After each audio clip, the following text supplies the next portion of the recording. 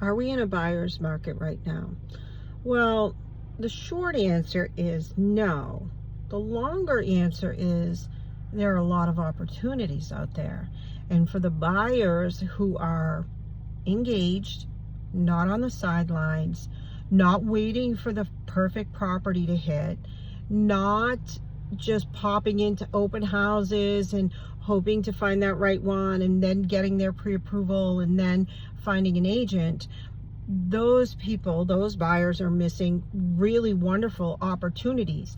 The buyers who always win are the buyers who are actively working with their agent. Their agent understands what it is that they're looking for. They understand that when that property hits, like, let's get out and take a look. They've looked at a lot of properties, maybe, and so they're much more aware of what might be a wonderful fit for them.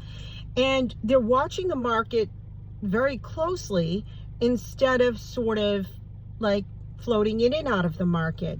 The other part that is really important as a buyer is to be very strategic.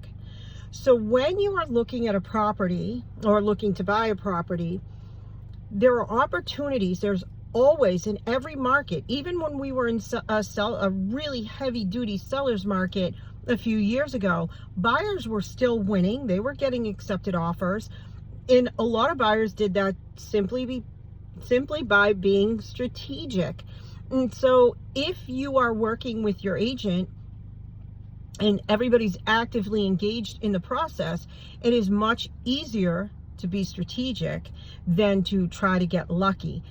Gaming the market, trying to time the market, it rarely works. People do get lucky, don't get me wrong, but the average buyer wins because they're engaged, actively working with their agent, and they have a really good understanding of what it is they're looking for, what they're willing to do to get a property, what kind of property they are going to be aggressive on. They win every time.